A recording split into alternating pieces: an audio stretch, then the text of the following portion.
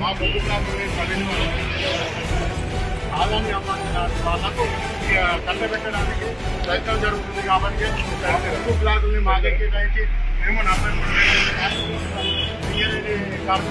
43,000 మంది బాగు కోసం మేము పోరాటం చేస్తున్నాం.